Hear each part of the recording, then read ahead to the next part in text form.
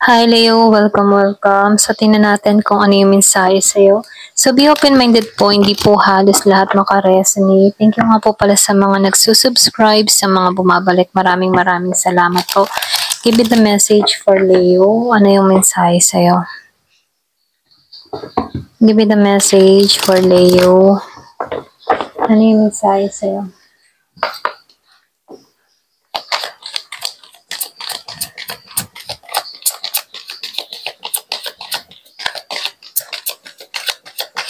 Give me the message for Leo.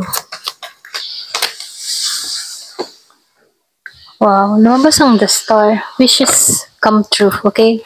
Wishes granted, kumbaga, no? So, meron kang hiling na matutupad kung ano man yung kahilingan mo. Ano man yung hinihiling ng puso mo, so masasakatuparan mo to. Pwede andito kasi stage na meron kang gustong mangyari, meron kang hinihiling, meron kang gustong masakatuparan.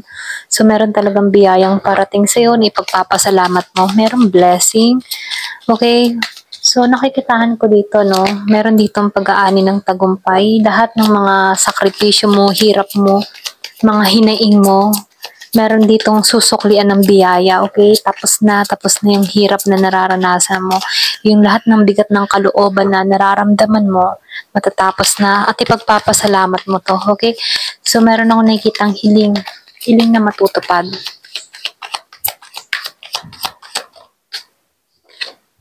So, dito, marami ka talagang kinaharap na pagsubok, ano, mga pagsubok na sandali, mga sacrifice or mga mabibigat na naranasan. Pero ganun pa man, kapalaran mo maranasan to para nang sa ganun, no, tumibay yung kalooban mo, lumakas ka dito.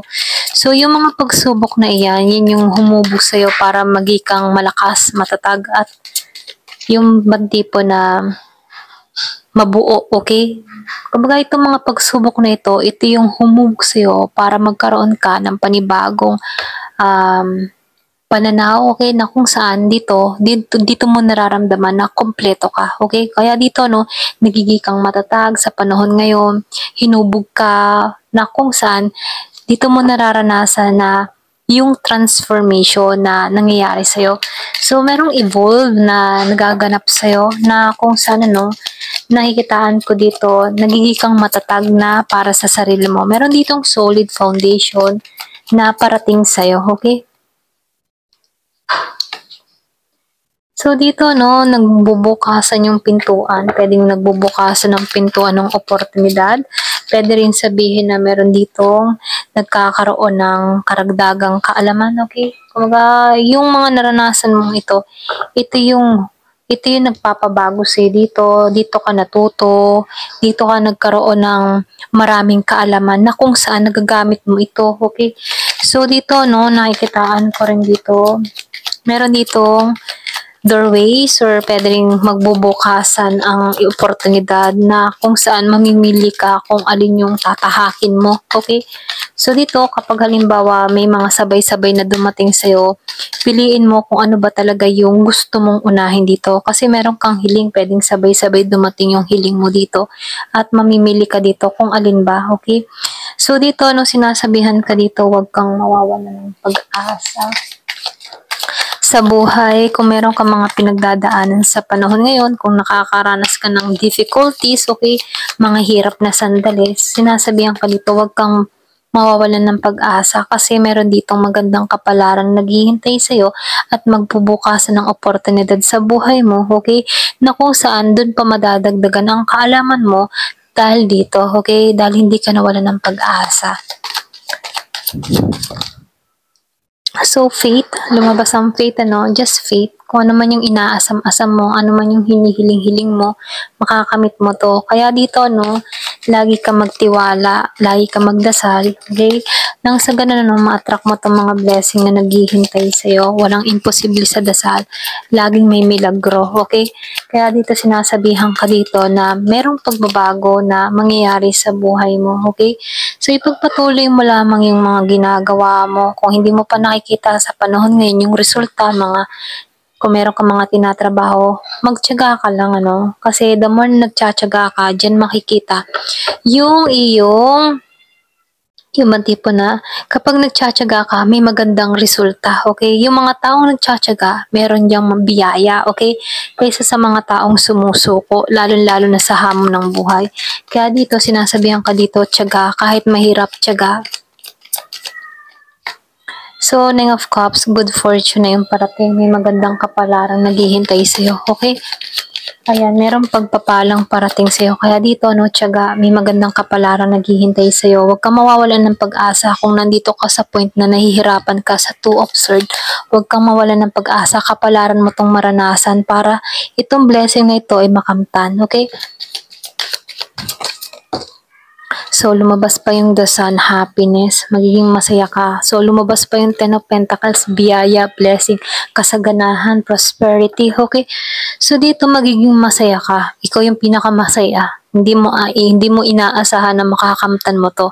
Andito kasi stage na nahihirapan ka, pero after ng hirap na yan, may malaking gantimpalang naghihintay sa'yo na kung saan buo kayo, buong pamilya, hindi lang ikaw dito ang magiging masaya, okay? So, may celebration na mangyayari. Meron ako nakikitang pamana dun sa iba or pwede rin sabihin, meron ditong jackpot, okay? Meron lang ditong the devil, ano? So, meron lang ditong konting warning. Kumbaga sa warning, mag-ingat ka lang, okay? Mag-ingat ka sa mga pagkakatiwalaan mo or pwede rin pag-ingatan mo din yung kaisipan mo, no? Lalo-lalo na kapag ikaw ay nag-iisip ng mga negatibo. Isa rin tong hadlang para hindi ka matuloy ano, sa mga pangarap mo. Kasi once na meron kang doubt sa sarili mo, dyan na nag-uumpisa yun. Ano? Kaya dito sinasabihan ka dito, maging malaya ka sa mga sitwasyon or pwede rin sabihin pinalalaya ka dito sa mga negative emotion or tanggalan mo to. Okay? Yung mga pag-isip ng mga kung ano-ano. Kasi ito yung mga kapigil sa'yo. Okay? So dito no, marami ka nang natutunan sa mga experience na naranasan mo. Kaya dito ipagpatuloy mo lang to, tiyaga ka lang dito. Kasi yung happiness na naghihintay sa'yo, huwag kang mag-anilangan sa sarili mo dahil makakamit mo tong Ten of Pentacles patungo sa kasaganahan. Okay? Ayan. So tingnan pa natin dito.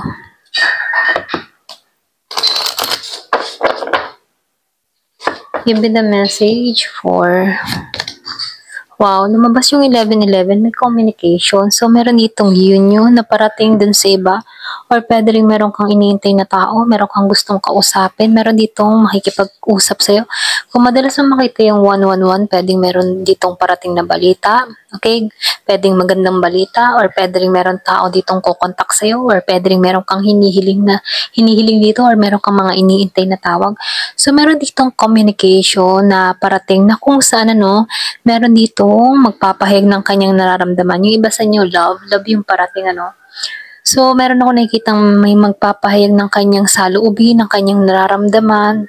So, meron itong strong feeling sa connection na to, okay? Pwedeng meron ditong tao na gusto kang kilalanin or very sincere sa'yo, okay? Or pwede ring attract sa'yo, interesado sa'yo.